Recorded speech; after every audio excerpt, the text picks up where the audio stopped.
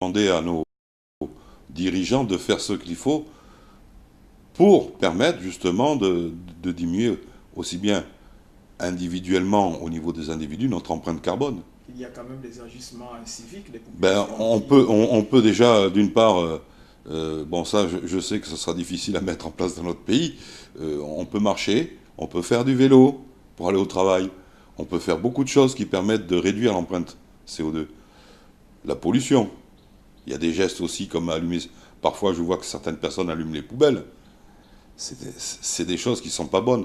La déforestation, ce sont des choses qui ne sont pas bonnes et qui participent au réchauffement climatique, la déforestation. Car on supprime un arbre qui stocke le CO2. Parce que le but, c'est de diminuer le CO2 pour éviter ce réchauffement climatique.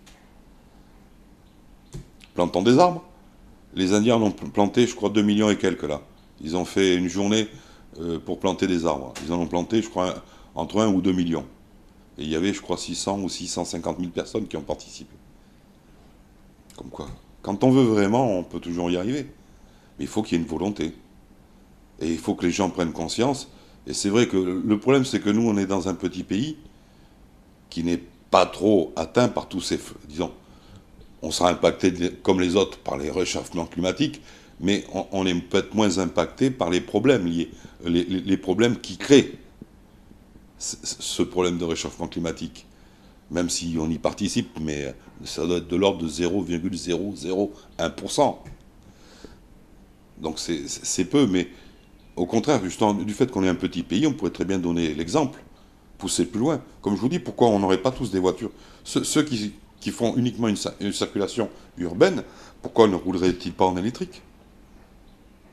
Ce qui donnerait de nouveaux emplois, puisque le pétrole est en train de partir à volo. Donc, et puis on sait que le pétrole, c'est pas la solution, puisque c'est l'un de ceux qui a créé le problème du réchauffement climatique. Et je pense qu'il serait bon que notre pays, dans la zone Afrique, soit l'un des pays qui se lance justement dans l'électricité, dans les énergies renouvelables, dans tout ça. On est un petit pays, on n'est pas nombreux, il y a moyen de faire des choses, si on veut réellement.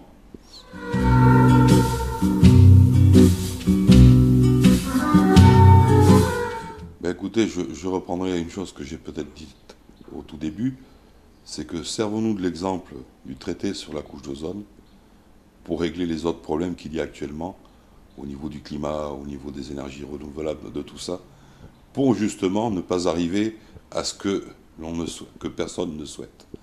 Ça veut dire des changements climatiques vraiment radicaux. Merci. C'est moi qui vous remercie une fois de plus.